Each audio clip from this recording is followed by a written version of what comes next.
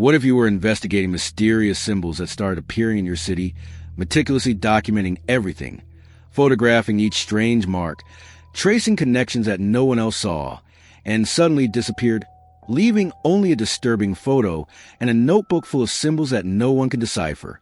Have you ever experienced this? Noticing something that seems out of place, something that repeats itself in a way that can't be a coincidence, but when you mention it to other people, they simply shrug and say you're seeing patterns where there aren't any. This was the reality for an investigative journalist who delved too deep into a mystery that no one else took seriously. Strange symbols began appearing around the city, marks that didn't look like ordinary graffiti, didn't look like street art, didn't look like random vandalism. They had something deliberate about them, something organized, as if they were messages waiting to be read by someone who knew the language. And she decided that she would be the one to decipher that language, to understand what those marks really meant and who was leaving them. What you're about to discover might surprise you, because this is a story of unfounded conspiracy theories or someone who's lost touch with reality. We're talking about an experienced journalist with years of solid investigative work, a reputation for separating fact from fiction, for pursuing real stories with verifiable evidence. She wasn't someone who saw mysteries everywhere. She wasn't given unfounded speculation. She was exactly the opposite. Skeptical, methodical, obsessed with verification and proof. And it was precisely this rigorous approach that led her believe that the symbols were real, that they meant something, that they were connected to events that no one else was paying attention to. She began to document everything, to create maps showing where each symbol appeared, to record when they appeared, to look for patterns of location and timing. And the patterns emerged. What began as casual curiosity turned into a full-blown investigation, which turned into an obsession, which turned into something that may have cost her life. Stay with me until the end, because the story of this journalist's disappearance isn't just about mysterious symbols or theories about what they mean. It's about what happens when you ask the wrong questions to the wrong people, when you uncover truths that shouldn't be uncovered, when your professional curiosity crosses an invisible line between safe investigation and dangerous territory. It's about the courage to keep pursuing a story even when warnings start appearing, even when it becomes clear that someone doesn't want you digging. What did she discover in those months of intense investigation? Why did she disappear just when she was about to publish her final report? The story she told her editor would change everything, and finally explain what the symbols really mean. And what do those symbols really mean? Are they code for a criminal group operating in the shadows? Are they markers of an obscure cult? Are they a network communication system operating out of the sight of authorities? Or are they, as some skeptics suggest, just random markings that the human mind, desperate for pattern and meaning, transforms into an elaborate conspiracy? Her last photo, posted on her social media hours after she was last seen, shows her in an unidentified location. Symbols painted on the wall behind her, an expression on her face that friends and family describe as not looking like herself, like someone under duress or in shock. The photo's caption was just a symbol, the same one she had circled and marked as the most important on the last page of her investigation notebook. And after that post, absolute silence. No messages, no calls, no sign of life. Her main notebook, the one containing years of detailed notes, hundreds of photos of symbols, intricate maps tracing connections, and the names of people possibly involved, disappeared along with her. But she had been cautious enough, professional enough, to leave a backup copy with a trusted colleague. And what was in that notebook, what her meticulous notes revealed about the symbols and their meanings, is simultaneously fascinating and terrifying, because what she had discovered suggested that the symbols weren't random, weren't meaningless art, weren't vandalism by bored teenagers. They had purpose, they had pattern, they had meaning that she was beginning to decipher. And apparently, someone didn't want that meaning to become public. And this is where the story really begins. When you delve into the details of this case, when you see the level of dedication this journalist put into the investigation, when you realize she wasn't chasing ghosts, but rather real, verifiable patterns, you understand that we're dealing with something much bigger than a simple disappearance. We're dealing with someone who may have uncovered a truth that someone was desperate to keep hidden. Look, before we delve deeper into this investigation, I need to tell you something. If you're still here with me, if this story has intrigued you, If you're also the type who notices strange things, who wonders about patterns that other people ignore, you're part of a special community. And I invite you to officially become part of this community by subscribing to the channel. Every day I bring you real cases like this. Stories of people who investigated uncomfortable truths, mysteries that defy easy explanation, always treated with the seriousness and respect that these stories deserve. If this type of content resonates with you, if you want to know what happened to this journalist and so many other people who disappeared under mysterious circumstances, leave a comment below if you've ever seen strange symbols or patterns in your city. Sometimes, when more people share what they've seen, larger patterns emerge. Your observation, however small it may seem, can be an important piece of a larger puzzle. I read all the comments, and the exchange of information and perspectives here is what makes this space truly special. And please leave a like on the video, because it makes a huge difference. Each like helps this content reach more people, helps keep alive the stories of investigators who disappeared, and helps ensure that cases like this are not forgotten. It's what allows me to continue dedicating time to researching and bringing these investigations to you with the care and depth they require. Now, let's get to know who this journalist was before the symbols, before the obsession, before the disappearance. Because understanding who she was is fundamental to understanding why she took this investigation so seriously, why she couldn't simply let it go when the warning signs started appearing. Now, let's get to know who this journalist was before the symbols, before the obsession, before the disappearance. Because understanding who she was is fundamental to understanding why she took this investigation so seriously, why she couldn't simply let it go when the warning signs started appearing. Sarah Chun was 37 years old when she disappeared in November 2022. She had built a solid career in investigative journalism over 15 years, initially working for small regional newspapers before landing a position at the main newspaper in Portland, Oregon. And what made Sarah stand out among hundreds of other competent journalists was not just her ability to write well or ask tough questions. It was her reputation for pursuing stories that others considered too complicated, too obscure, or simply not worth the effort. Sarah's mindset as a journalist was that every story deserved to be told, especially those that people in power would prefer to keep buried. She had made a name for herself investigating corruption in a local police department, a case that took months of meticulous work reviewing public documents, interviewing reluctant sources, connecting dots that no one else had the patience to connect. That reporting resulted in indictments, departmental reforms, and professional recognition. But for Sarah, recognition was never the point. The point was always the truth, always giving a voice to the voiceless, always exposing what was hidden. The impact of her work on the journalistic community was significant because she represented a type of journalism that was becoming increasingly rare.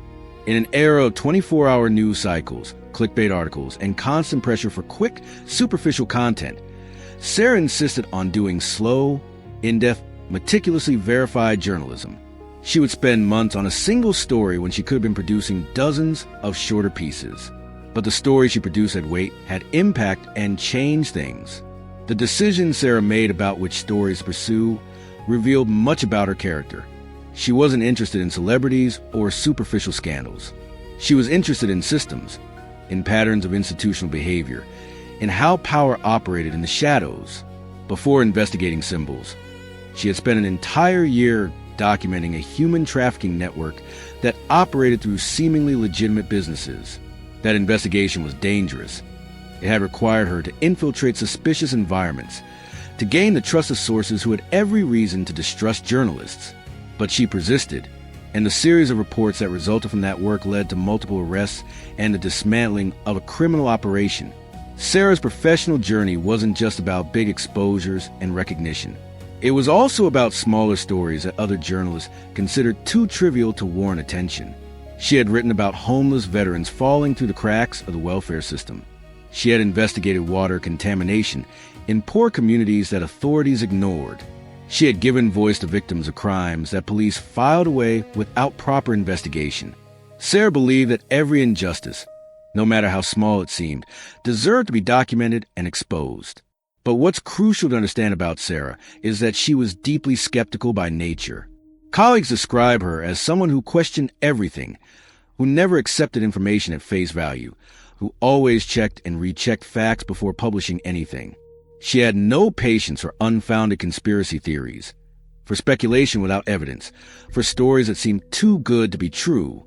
Her editor, Michael Torres, said in an interview after her disappearance, Sarah was the last person you'd expect to believe something without solid proof.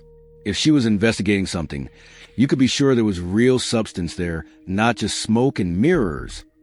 The hidden truth about Sarah's reputation was that she had refused to publish stories on several occasions when she couldn't sufficiently verify the facts.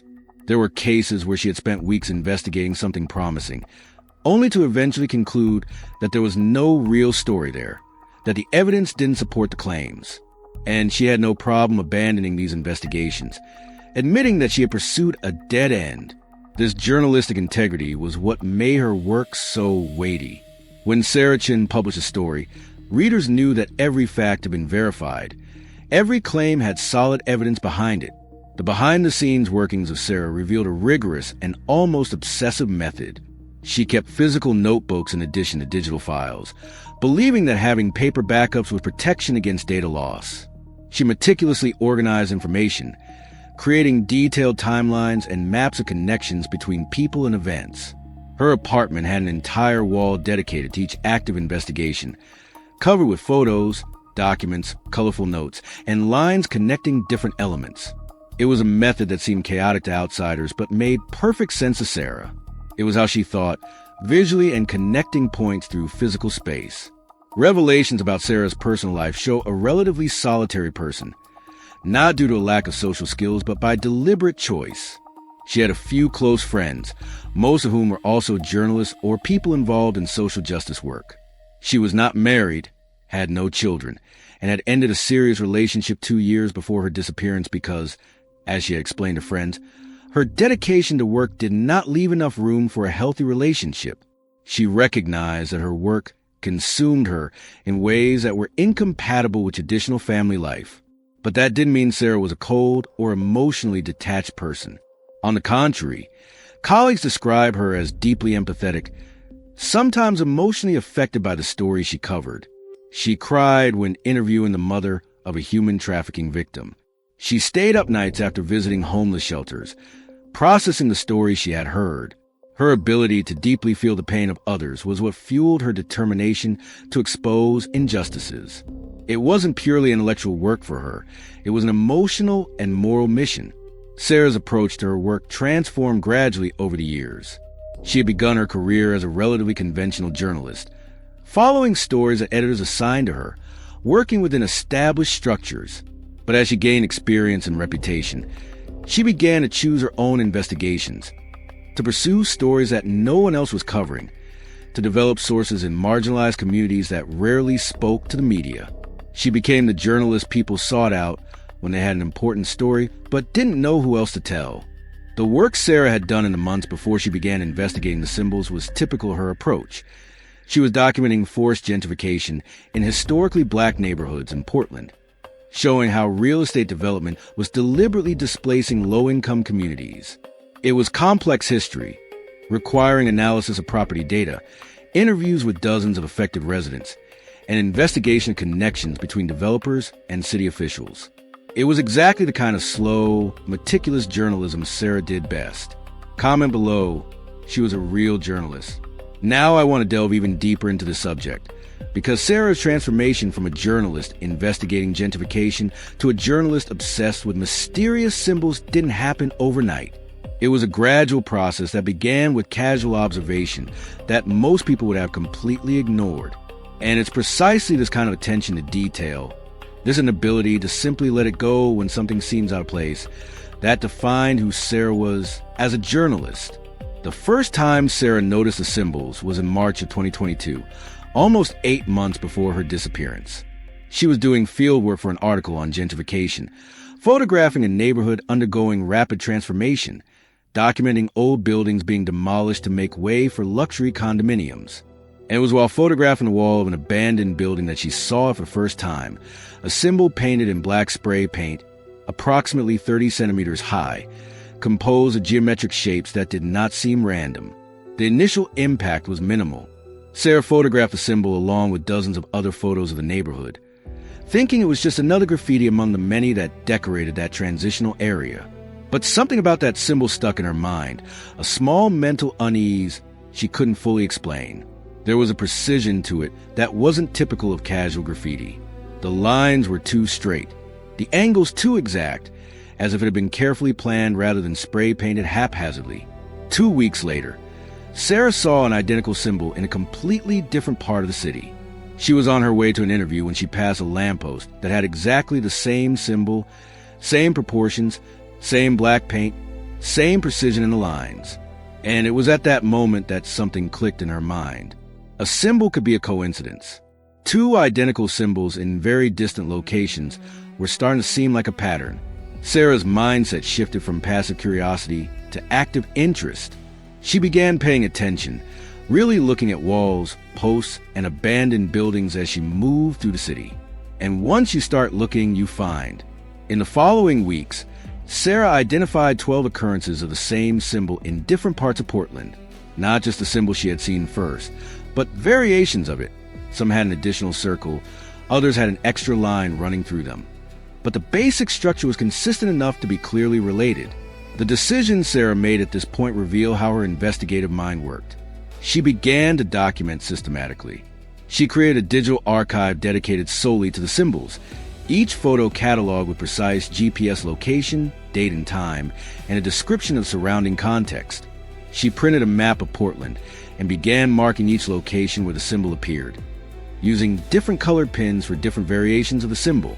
And it was when she visually placed everything on the map that the first obvious pattern emerged. The symbols weren't randomly distributed throughout the city. They were concentrated in specific areas, mainly in neighborhoods undergoing rapid demographic and economic changes. The same neighborhood Sarah was researching for her article on gentrification. This coincidence was too interesting to ignore. Was there a possible connection between the symbols and the urban transformation processes she was documenting? Or was it just a coincidence based on the fact that abandoned buildings and transitional areas were naturally places where graffiti appeared? Sarah's quest to understand the symbols led her to do what she did best, meticulous research. She spent hours online searching for similar symbols, scouring street art forums, graffiti databases, and even websites about esoteric symbolism and historical codes. She found nothing that exactly matched. The symbols she was seeing in Portland didn't seem to have a direct precedent in any known system of marking or visual communication. The behind-the-scenes story of how Sarah approached local authorities about the symbols reveals the skeptical reception she received. She contacted the Portland Police Department, specifically the unit that dealt with vandalism and graffiti. She sent an email with photos of symbols, a map showing their distribution, and asked if the police were investigating. The response she received was polite, but essentially dismissive. The officer who responded thanked her for reporting the vandalism, said it would be documented, but made it clear that it was not considered a priority. Just more graffiti in a city full of graffiti. Sarah also contacted the municipal department responsible for graffiti removal. Same basic response. Yes, they had seen those symbols. No, there was nothing particularly remarkable about them. They were scheduled for removal along with all other reported graffiti, but there was a backlog of months due to limited resources. Nobody seemed to see what Sarah was seeing, that these symbols were different, that they had a pattern, that they meant something. The hidden truth about why Sarah persisted when all the officials dismissed the symbols as irrelevant has to do with her previous experience as an investigative journalist. She had learned over the years that authorities often dismissed things they didn't want to investigate, or didn't have the resources to investigate, or simply didn't understand the importance of. She had seen patterns that police had missed, had connected dots that officials didn't have the time or inclination to connect. So the fact that no one in an official position took the symbols seriously didn't discourage her. If anything, it made her more determined to understand what was happening. The revelations about the nature of the symbols themselves are fascinating. Sarah began to notice that it wasn't just the shapes that repeated themselves, but also aspects of how and where they were applied. The symbols always appeared at a specific height from the ground, generally between 1.5 and 2 meters, a height that would be convenient for a person of average height to apply without needing a ladder, but tall enough so that it wouldn't be easily painted over accidentally. They were always oriented the same way, never upside down or sideways. And they were always in black paint, never colored, even in areas where colorful and elaborate graffiti was common. Sarah began to develop a theory that the symbols were some kind of marking system, not art to be admired, but communication to be read by those who knew the code. But communication about what? And between whom? This was the question that began to consume more and more of her time and attention. She began to visit the locations of the symbols at different times, observing patterns of people's movement, photographing the surrounding context, looking for any clue as to what the symbols might be indicating or communicating. The impact of this nascent investigation on Sarah's professional life was that she began to devote less time to the article on gentrification and more time to the symbols. Her editor, Michael, began to notice a change. Sarah had always been diligent in meeting deadlines, but suddenly she was asking for extensions, was distracted in meetings, and was visibly obsessed with something she wasn't fully sharing with the team. When Sarah finally showed Michael what she was investigating, bringing a map covered in pins and a notebook full of photos of symbols, his reaction was mixed. On the one hand, he knew Sarah well enough to know that if she was dedicating time to something, there was probably a real story behind it. On the other hand, mysterious symbols on walls weren't exactly the kind of serious investigative journalism the newspaper was known for. "Prove to me there's a story here," he said, "and not just patterns your mind is creating from random graffiti. Write this down. Symbols mean something." Now I want to delve even deeper into this subject, because the challenge Michael gave Sarah, to prove that there was real history in the symbols and not just imaginary patterns, was exactly the kind of motivation she needed.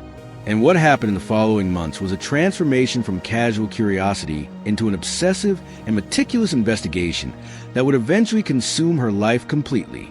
Sarah didn't just start looking for symbols. She started living and breathing them, seeing the entire city through the lens of this possible hidden communication network.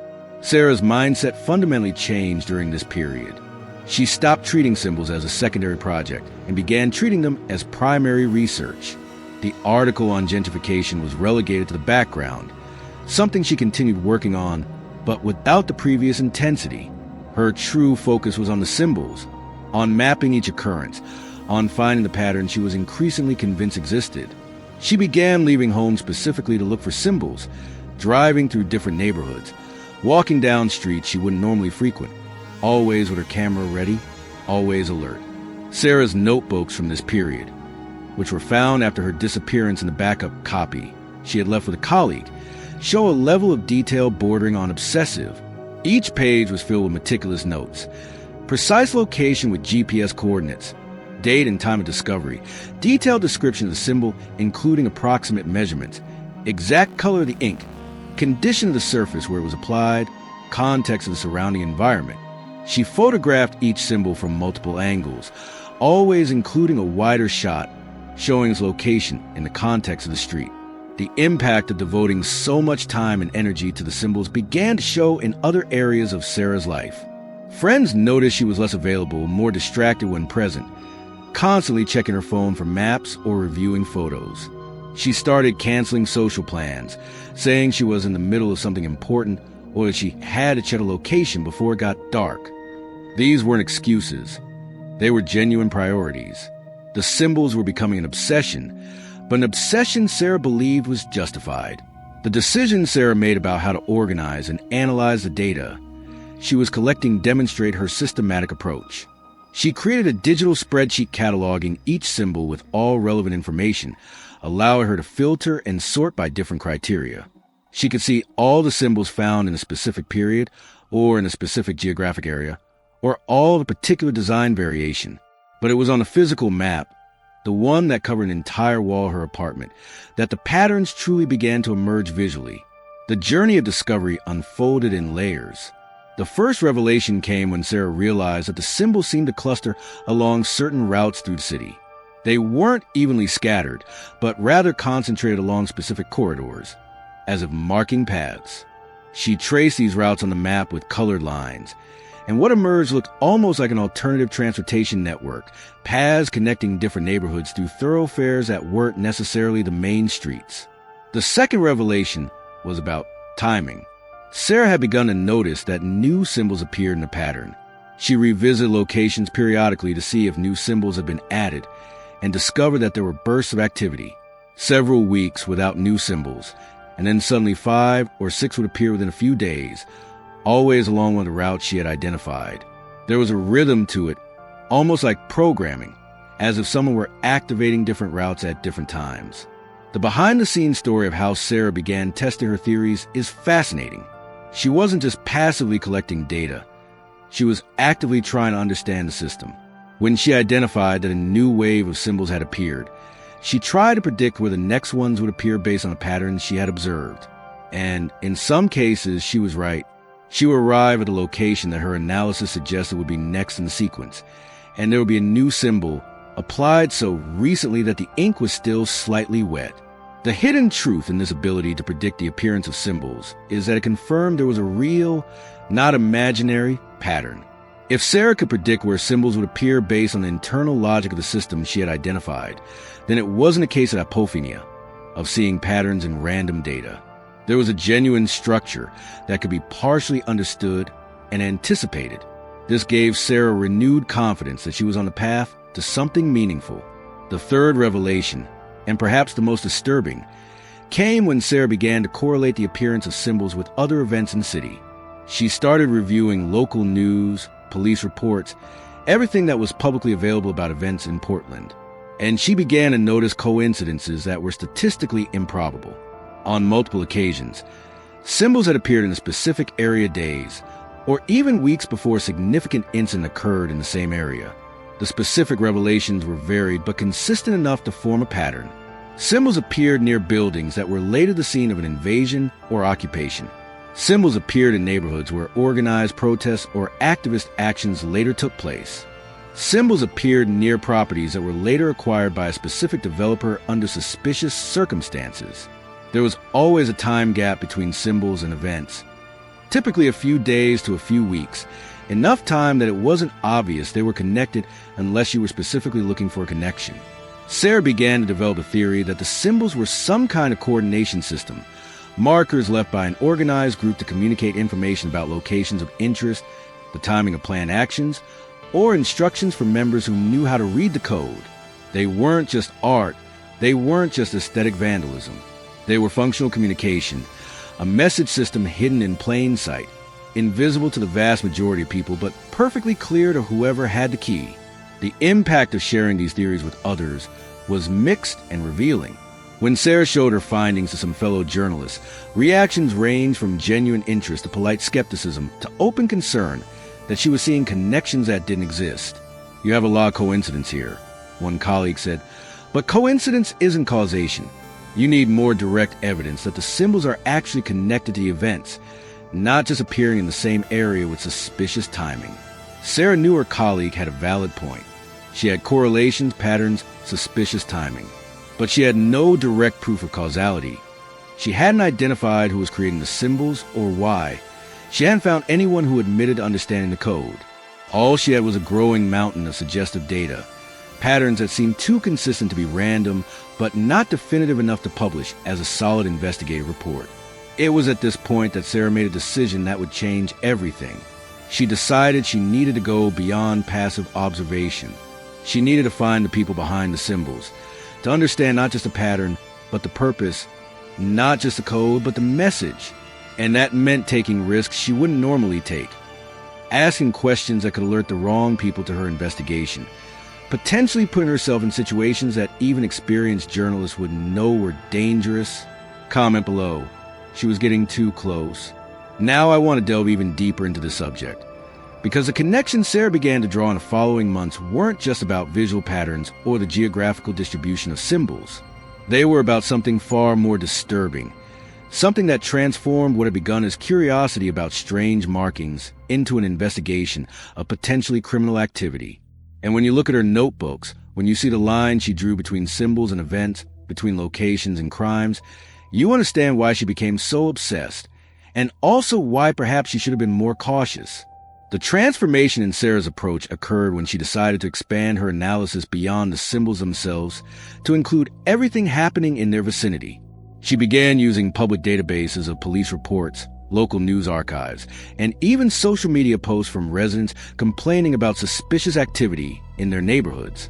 And when she started overlaying these layers of information onto the map she already had of the symbols, patterns emerged that were impossible to ignore. The first disturbing connection Sarah identified was between symbols and a series of burglaries that occurred over 6 months in different Portland neighborhoods. These weren't typical residential burglaries, but small business burglaries, always at night, always leaving minimal damage, but removing specific valuable items. The police had cataloged the crimes, but hadn't found a pattern connecting the victims. But when Sarah mapped the locations of the burglaries, she discovered that in each case, a symbol had appeared on a lamppost or wall within a block of the business that was burglarized, and always between 1 and 3 weeks before the crime. The impact of this discovery was that Sarah realized the symbols weren't just abstract communication, but potentially operational markers, indicators left by members of a criminal group for other members about planned targets. It was a theory that made frightening sense. If you were coordinating criminal activity and wanted to communicate information about locations without using electronic methods that could be traced, physical symbols in public locations would be a relatively safe and discreet method. Sarah's mindset at this point was a mixture of journalistic excitement and growing concern. On the one hand, she had potentially uncovered a significant story, a criminal network operating through a visual communication system that no one else had identified. On the other hand, if she was right, it meant she was investigating people who were genuinely dangerous, who had a lot to lose if their activities were exposed. It was a line Sarah had crossed before in other investigations, but always with backup, always with an aware editor, always with appropriate precautions. Sarah's decisions about how far to delve into this line of investigation reveal her determination, but also perhaps her growing lack of caution. Instead of immediately taking her findings to the police or even to her editor with a recommendation to involve the authorities, she decided to continue investigating on her own. She wanted to have a stronger case. She wanted to fully understand the system before exposing it. She wanted to be the first to break the story. These were understandable motivations for an investigative journalist, but also potentially dangerous ones. Sarah's journey through the additional connections she uncovered leads us into even darker territory. She began looking into unsolved missing persons cases in Portland over the past 2 years, particularly disappearances of people living in marginal circumstances, homeless individuals, or drug users whose cases often received less attention from authorities. And she found a pattern that genuinely alarmed her. In at least 5 cases of people who disappeared without a trace, Sarah identified symbols that had appeared in areas where the people had last been seen. The connections weren't as direct as in the burglary cases. There was more ambiguity about the exact timing and precise proximity, but a pattern existed, and it was statistically improbable enough to be a coincidence. Sarah began to develop a theory that the symbols might be related not only to property crimes, but to something far more sinister involving vulnerable people. The behind-the-scenes story of how Sarah attempted to verify these connections reveals both her meticulousness and her growing obsession. She gained access to missing persons reports through contacts she had developed over the years in the police department. She interviewed family and friends of some of the missing people, tried to establish known last movements, and whether there was anything unusual in the days before the disappearance. She spent hours reviewing security camera footage from businesses near where symbols had appeared, searching for any clue as to who was creating them. The hidden truth that Sarah was beginning to uncover, based on her notes and developed theories, was a possibility that the symbols were a communication system of an organized criminal network operating in Portland, possibly involved in multiple illegal activities ranging from coordinated robbery to potentially human trafficking or worse. These were serious allegations, the kind of story that could make a journalist's career, but also the kind of story that could put a journalist in significant danger. The revelations about a specific connection that most frightened Sarah came from a particular entry in her notebook, dated about a month before her disappearance. She had identified a pattern where symbols appeared in pairs, one inside the other in separate locations, always along routes she had mapped. And she had developed a theory that these pairs marked the beginning and end of something, perhaps transport routes, perhaps operating zones. When she mapped all the pairs she had identified, she discovered that one of them corresponded almost exactly to the known route of suspicious vans that had been reported by residents but never properly investigated by the police. Sarah had found reports from residents of a specific neighborhood complaining about an unmarked white van that regularly appeared at night, sometimes stopping in areas where homeless people camped and then leaving. There were descriptions of people apparently being approached by occupants of the van, conversations that seemed like transactions of some kind. When Sarah overlaid these observations from residents with her symbol map, the correlation was disturbing. Symbols precisely marked the areas where the van had been sighted. The impact of discovering this potential connection led Sarah to take more direct and potentially more dangerous action. She decided to stake out, to monitor one of the locations marked with symbols to see if she could observe activity directly, perhaps even photograph people involved or associated vehicles. It was a decision that crossed the line between observational journalism and active investigation, which would normally be police work. But Sarah was convinced that the police weren't taking it seriously, and that if she could obtain solid photographic evidence, it would be impossible to ignore. For the 3 weekends before her disappearance, Sarah spent entire nights in her car parked at vantage points, where she could observe locations marked by symbols. She documented these vigils in a notebook, notes showing growing frustration with the lack of obvious activity, but also persistent determination. And then, on the 3rd night, she finally saw something that confirmed her worst suspicions. Write this down. She saw too much. Now I want to delve even deeper into the subject, because the transformation of Sarah's investigation from a fascinating intellectual project into a genuinely dangerous situation didn't happen suddenly. There were gradual signs, subtle warnings that became progressively more obvious and more threatening. And what makes this particularly disturbing is that Sarah documented many of these warnings in her notebooks, explicitly acknowledged that she was entering dangerous territory, but made a conscious decision to continue anyway. Was it courage or recklessness? Journalistic determination or blind obsession? Perhaps it was all of that at once. The first warning Sarah registered came approximately 6 weeks before her disappearance. She had arrived home after one of her nightly stakeouts, tired but excited because she had finally managed to photograph the suspicious van she had been searching for. When she entered her apartment building, she found an envelope with no return address in her mailbox, only her name handwritten on the front. Inside was a single sheet of paper with a typed message in simple font. Stop looking for the symbols. This is not your business. Last friendly warning.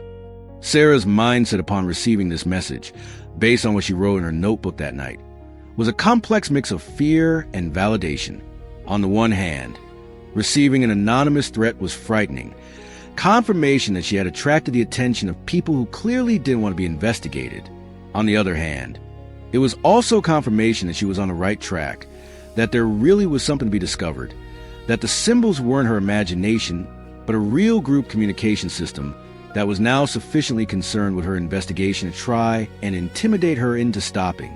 The decision Sarah made immediately after receiving that first threat revealed a great deal about her character. She photographed the message, preserved the envelope, and meticulously documented everything as she would any other piece of evidence. She mentioned the threat to a few close friends and to her editor, Michael, but almost casually, downplaying potential danger. Probably just someone trying to scare me, she told Michael. It means I'm getting close to something important.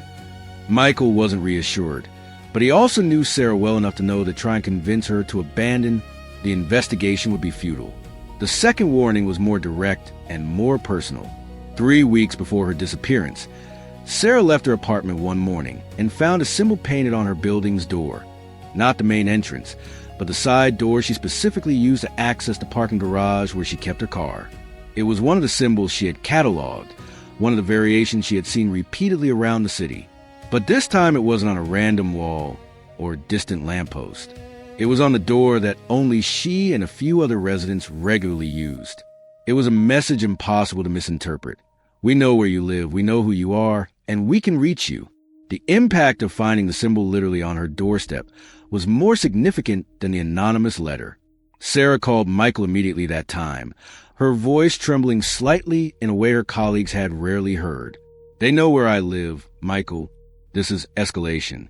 They're showing me they can find me. Michael insisted she go to the police immediately, file an official report, and get some kind of protection.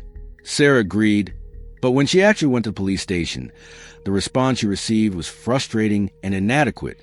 Sarah's journey through the criminal justice system at that time revealed limitations in how authorities handle threats that aren't immediately violent. The officer who took her report was polite, but clearly skeptical. A symbol painted on a door didn't constitute a direct threat in legal terms. The anonymous letter was concerning, but not specific enough to be considered a criminal threat. There was no evidence that Sarah was in imminent danger, only a feeling that she was being watched and vague warnings to stop the perfectly legal activity of marking public property. Keep doors locked, be vigilant, and call us if anything more concrete happens, was essentially the advice she received. The behind-the-scenes account of what happened in the following weeks shows Sarah struggling between increasing caution and an unwavering determination to finish the investigation. She began taking precautions she hadn't taken before. She varied her routes when driving home, regularly checked if she was being followed, and avoided predictable patterns in her daily movements. She started saving a digital copy of all her work in the cloud and left a physical copy of her main notebook with a trusted colleague, saying, "Just in case something happens to me." But at the same time, she accelerated her investigation, as she felt she had a limited window of time before she was forced to stop or before something worse happened. The hidden truth about this final period is that Sarah was fully aware of the risks she was taking. This wasn't a case of a naive journalist blindly stumbling into danger. She knew exactly what she was doing. She knew she was dealing with people who clearly had the ability and the will to intimidate her, and she made an active choice to continue. In a conversation with her best friend, Rachel, approximately 2 weeks before the disappearance, Sarah was explicit. "I know this is dangerous. I know I should probably hand everything I have over to the police and let them handle it, but they won't take it seriously, Rachel. I've tried. I'm the only person who really understands the pattern, the only one who can connect all the dots. If I don't tell this story, nobody will." Revelations about additional signs of surveillance come from multiple sources. Rachel reported after the disappearance that Sarah had mentioned several times feeling she was being followed, seeing the same car behind her on different occasions, noticing the same person in multiple locations where she was working. Another colleague at the newspaper mentioned that Sarah had started using a phone burner for some communications with sources, saying she thought her main phone was being monitored. These were signs of increasing paranoia, but given what she was investigating and the warning she had received, perhaps it was justified paranoia. The last documented conversation between Sarah and Michael about safety took place less than a week before her disappearance. Michael had called her into his office specifically to discuss concerns he had about her well-being. "Sarah, you need to back off a little," he said, "or we need to involve the appropriate authorities before you publish anything. These people, whoever they are, clearly know you're investigating and they're not happy about it." Sarah listened, agreed in theory, but then said something that became eerily prophetic. "Give me another week, Michael. I have a meeting scheduled with a source who claims to be able to explain everything, who knows what the symbols mean, and who's behind them. After that meeting, I promise we'll sit down together and decide the best way to publish safely." Comment below. She knew the risks. Now I want to delve even deeper into this subject, because Sarah Chen's last week before her disappearance was a period of extraordinary intensity, where all the threads of the investigation seemed to be converging simultaneously. And when you reconstruct that week through testimonies from people who interacted with her, through her own posts and messages, through the last entries in her notebook, you see a portrait of a person who believed she was finally on the verge of a great revelation, but also a person increasingly aware that she was racing against time before something prevented her from telling the story. The week began on a Monday, 9 days before the disappearance. Sarah arrived at the newspaper office visibly animated, almost vibrating with energy, which her colleagues immediately noticed. She had received a message over the weekend from someone who identified themselves only as an observer, a person who claimed to have inside knowledge of the symbols and was willing to speak with her. The message had come via an anonymous email account, but it contained specific details about patterns in the symbols that only someone genuinely involved could know, details that Sarah had not published anywhere. The impact of this message on Sarah's mindset was transformative. She had spent months investigating the symbols from the outside, trying to decipher meaning through observation and pattern analysis. But now there was a possibility of having an inside informant, someone who could explain the system directly, who could confirm or correct theories she had developed. It was a kind of breakthrough every investigative journalist dreams of, a moment where a long and frustrating investigation finally produces a source who can connect all the dots. The decisions Sarah made about how to proceed with this potential source reveal both her experience and her growing recklessness. On the one hand, she was cautious in appropriate ways. She gave the source no additional personal information, insisted on a public meeting, and informed Michael about contact and meeting plans. On the other hand, she chose to go to the meeting alone, without backup, without considering involving authorities, driven by a combination of confidence in her abilities as a journalist and fear that involving other people might scare the source away. Sarah's journey through that week was frantic in ways that worried those close to her. She was working on multiple fronts simultaneously. She was finalizing what she called the main article that would document the entire system of symbols and connections she had identified. She was continuing to monitor known locations of symbols for new activity. She was preparing detailed questions for a meeting with the source. And she was doing all of this while maintaining a paranoid level of vigilance about her own safety. The behind-the-scenes account of how Sarah was behaving that week reveals a person under immense stress, but also deeply focused. Rachel, who saw Sarah for coffee on Wednesday that week, describes her as different than usual, more tense, constantly checking around the cafe as if she expected to see someone watching her. But at the same time, Sarah was excited in a way that Rachel had rarely seen, quickly talking about how she was about to finally understand everything, finally be able to prove that she was right from the beginning.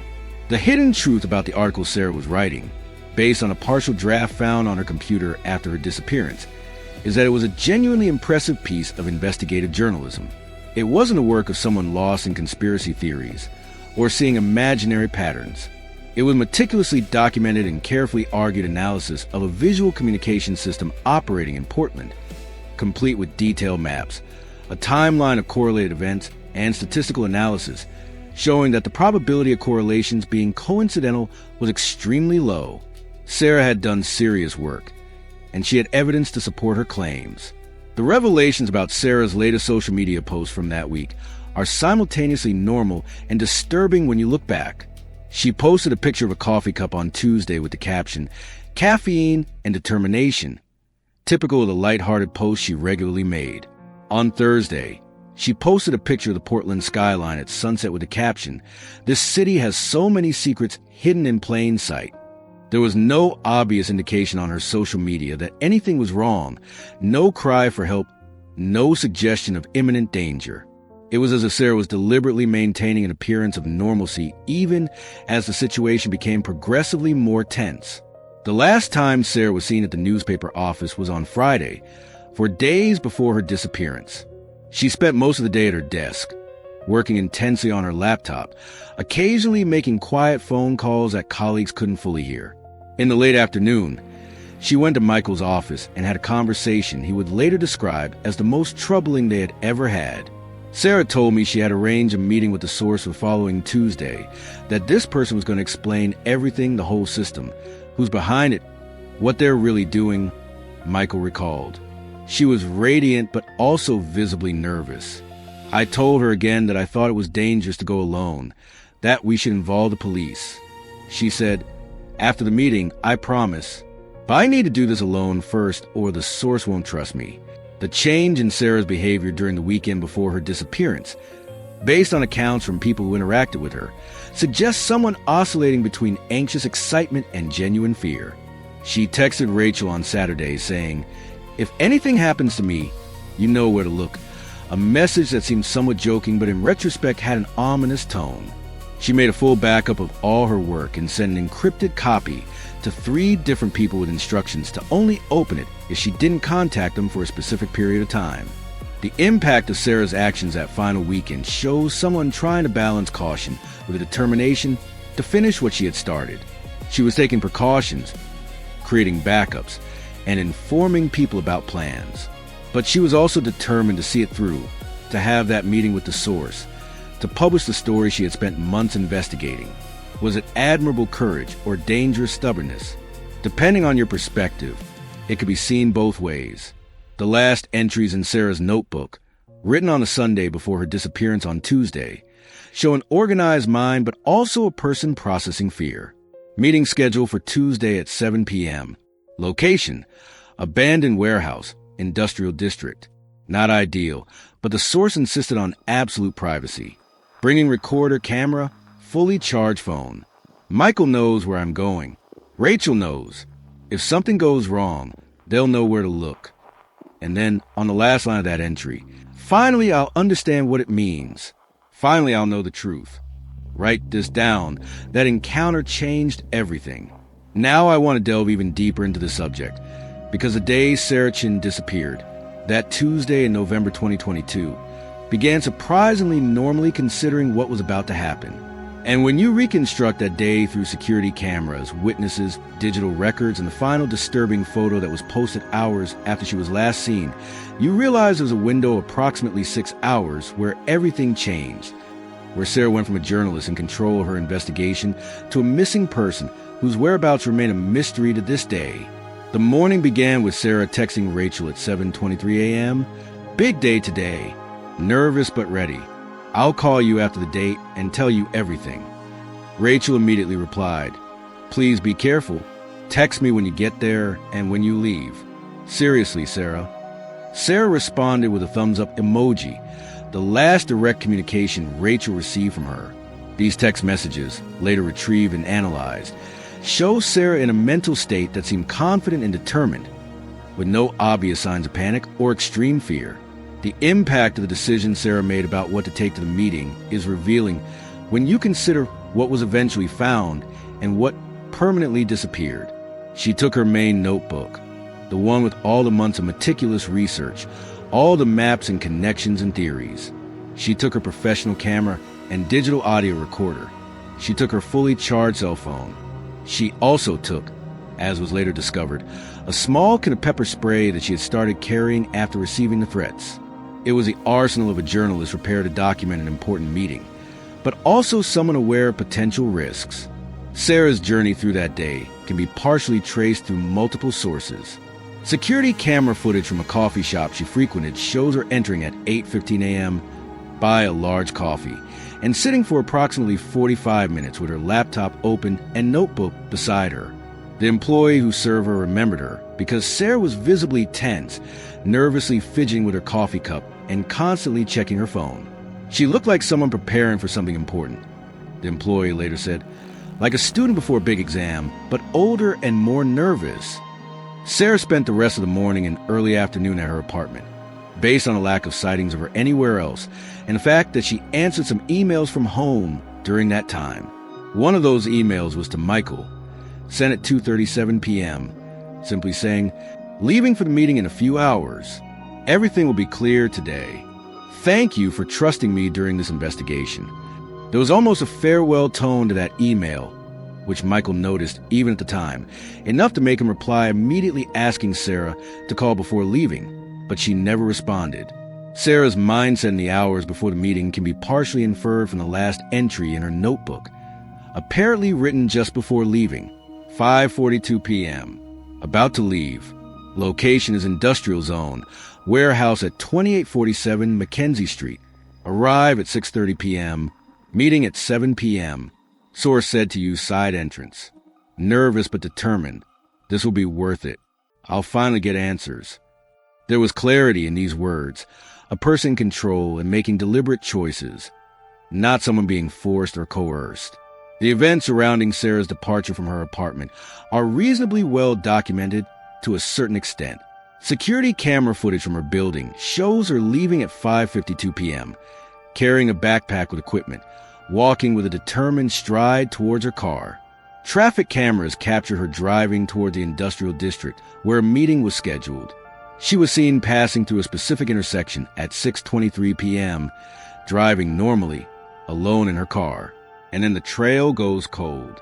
There are no security cameras in the specific area of the warehouse where the meeting was scheduled, the oldest industrial area of the city, where many buildings are abandoned or underutilized. When investigators went to the site later, they found the warehouse exactly as described, an abandoned building with a side entrance, but absolutely no sign of Sarah or the meeting that supposedly took place there.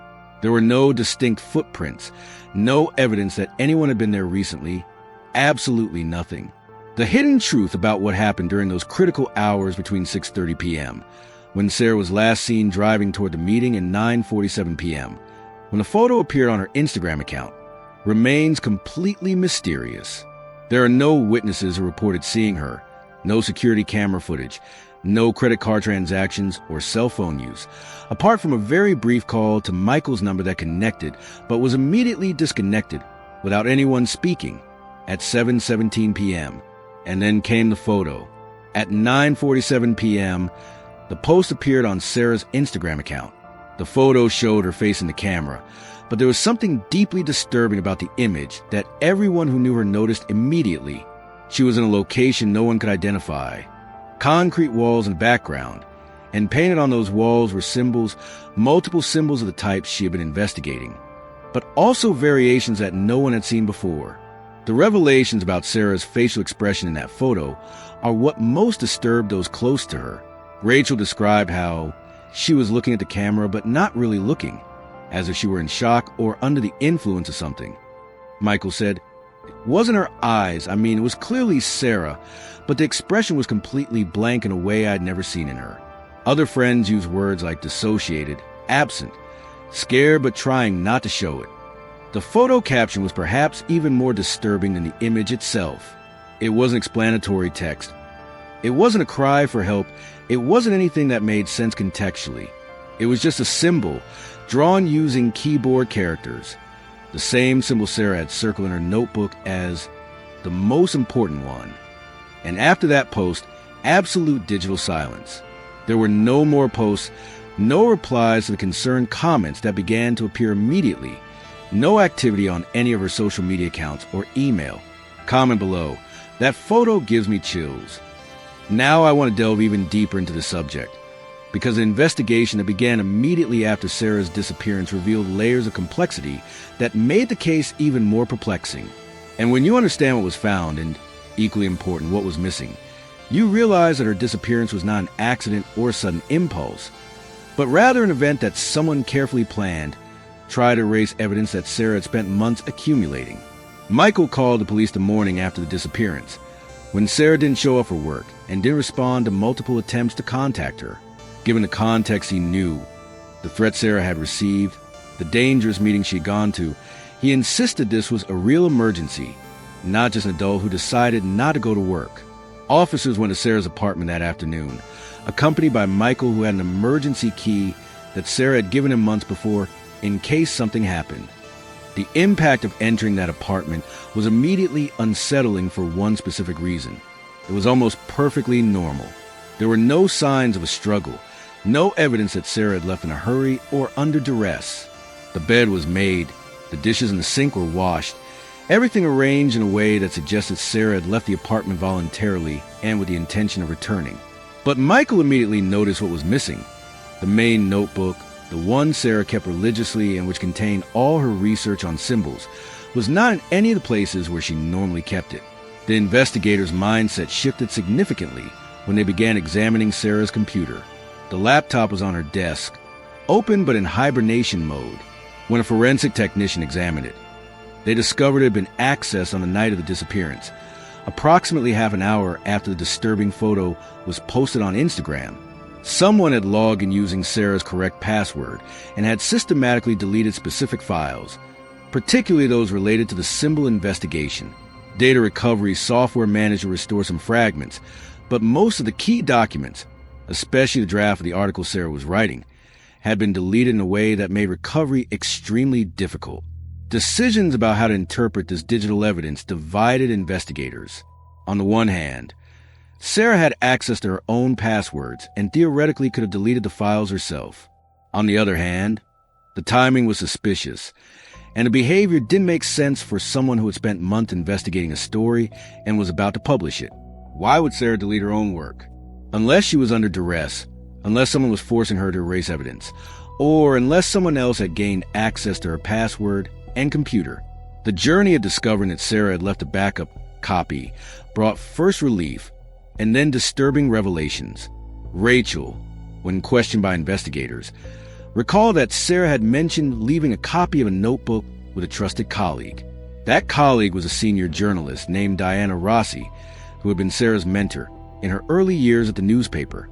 Diana confirmed that Sarah had come to her apartment 2 weeks before her disappearance and had left a sealed envelope with instructions to open it only if Sarah did not contact her for a week. The behind-the-scenes act of opening that envelope, with police officers Michael and Diana present, revealed the full extent of Sarah's investigation. The notebook was thick, approximately 200 pages filled with Sarah's meticulous handwriting, photographs glued or attached with clips, fold-out maps inserted between pages, and colorful post-it notes marking important sections. It was the work of an obsessive person, yes, but also of someone methodically documenting a real and significant discovery. The hidden truth contained in that notebook was that Sarah had compiled a compelling case that the symbols were part of an organized network communication system operating in Portland. The first sections of the notebook were purely observational, cataloging each symbol with precise location, date, photo, and description. But as the notebook progressed, the analysis became more sophisticated. Sarah had begun to identify patterns not only in location, but in temporal sequence, in variations of symbols that seemed to indicate different types of messages or instructions. The revelations about the notebook's specific content are both fascinating and disturbing. Sarah had identified what she called marker symbols that appeared near locations of interest, timing symbols that seemed to indicate when something was going to happen, and direction symbols that formed routes through the city. She had developed something like a partial dictionary of the system, not complete, but sufficient to make predictions about where new symbols would appear, predictions that her records showed to have been correct on multiple occasions.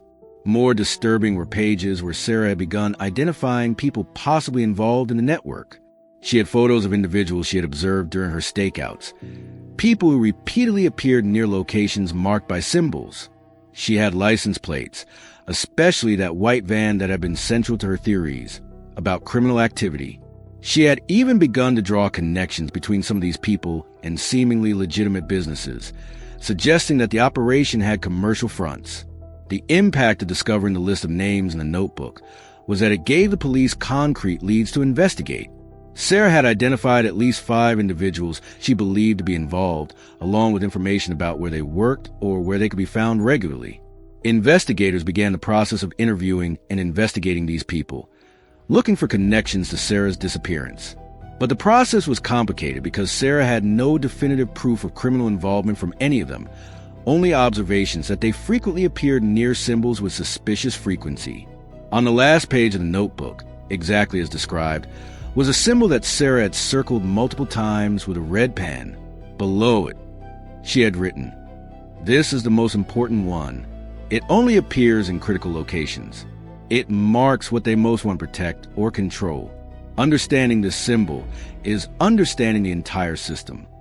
It was a dramatic statement, and the symbol itself was more complex than others Sarah had documented, a combination of geometric elements that did not appear frequently but which, when it did, Sarah had noticed coincided with particularly significant events.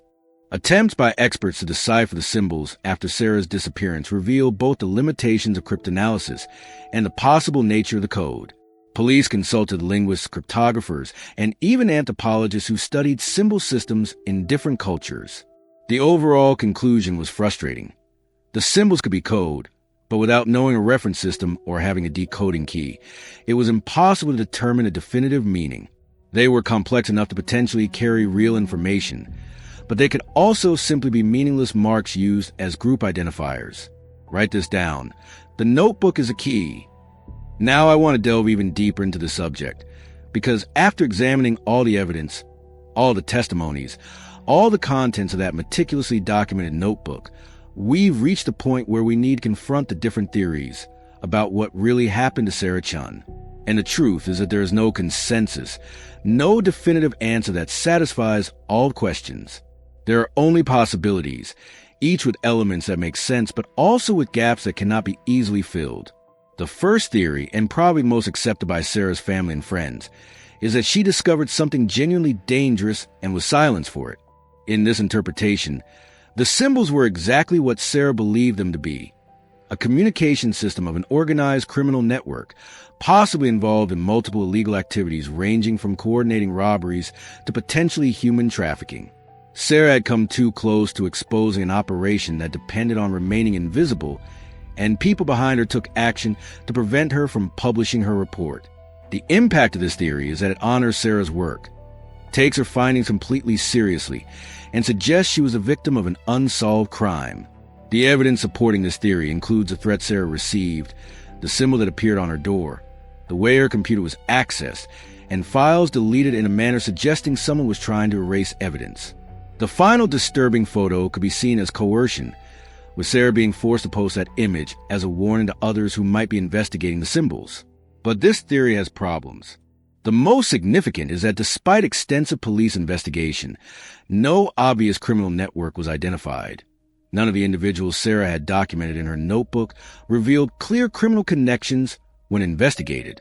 Some had minor infractions in the past, but nothing that suggested involvement in a sophisticated criminal organization capable of making a journalist disappear without a trace. If there was a criminal network, it operated with a level of sophistication that defied professional investigation. The second theory is a variation of the first. The symbols were code for an organized group that wasn't necessarily a criminal network in a traditional sense, but rather a cult, an ideological organization, or a group with an agenda that didn't tolerate exposure. Such groups often operate in legal gray areas, doing things that are technically not criminal but that they would prefer to keep private. And such groups, especially those with strong ideological structure, can be territorial about their communication system and hostile to outsiders trying to decipher their messages. The mindset behind this theory is that it would explain why the police investigation found no evidence of obvious criminal activity, but Sarah clearly found something that provoked an aggressive response. The final photo in this interpretation could be a ritual of some kind, with Sarah being forced to participate in a ceremony or a demonstration of the group's power. The symbols on the walls behind her in the photo support this theory, suggesting a location with special significance to the group. The third theory, raised by some skeptics but deeply offensive to people who knew Sarah, is that she went too far and developed an obsession that led her to see patterns where none actually existed. In this interpretation, the symbols were merely random graffiti or utilitarian markings without central coordination, and Sarah, perhaps suffering from the onset of undiagnosed mental illness, constructed an elaborate system of imaginary connections. Her disappearance, in this view, would be a deliberate escape from a life that had become unbearable, or possibly suicide in a location where her body was not found. The reasons some people consider this theory include the fact that Sarah was clearly under immense stress in the weeks before her disappearance, was sleeping very little, and was obsessed with the investigation in a way that worried friends. But this theory has serious problems. Sarah was an experienced journalist with years of solid investigative work. She was not prone to fantasies or unfounded conspiracy theories, and her notes show methodical and careful analysis, not the disordered thinking of someone in a mental crisis. The fourth theory, hopeful but perhaps improbable, is that Sarah is hiding somewhere for safety after discovering such a terrifying truth that she felt her only option was to disappear. In this interpretation, that final encounter revealed something that convinced her that her life was in imminent danger if she remained Sarah Chun, an investigative journalist in Portland. The disturbing photo will be her last communication before assuming a new identity and starting a different life far from everything she knew.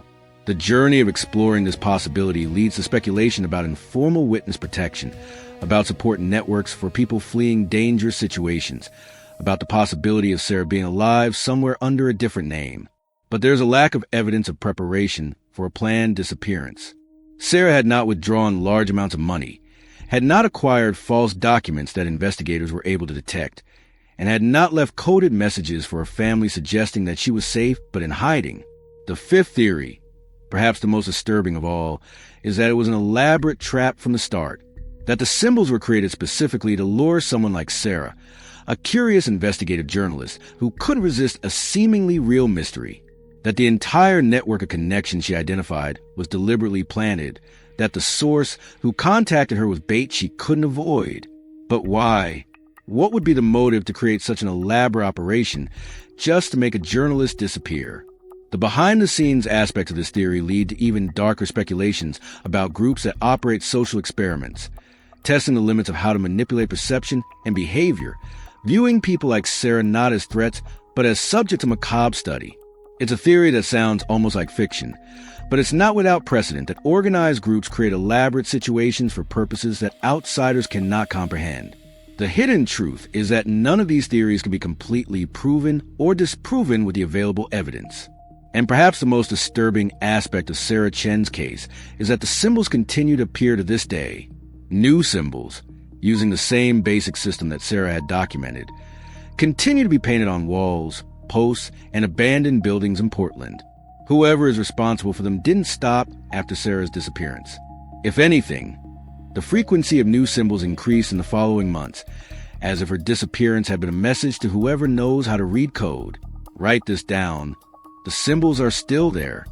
And if you made it this far with me, if you followed this entire journey through the mysterious symbols and the disappearance of Sarah Chun, you're probably someone who also notices things that other people ignore, who also wonders about patterns that seem to mean something deeper.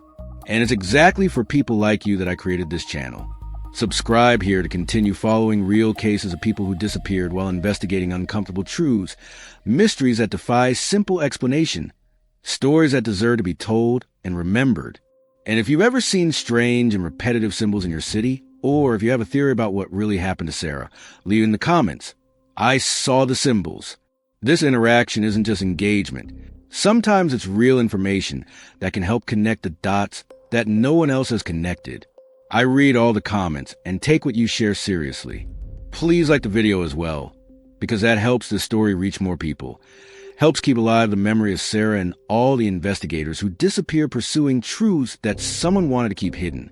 It's what allows us to continue bringing these cases to light with the depth and respect they deserve. And there's a video over there about another mysterious disappearance. Click there and come along, because sometimes cases connect in ways no one expected.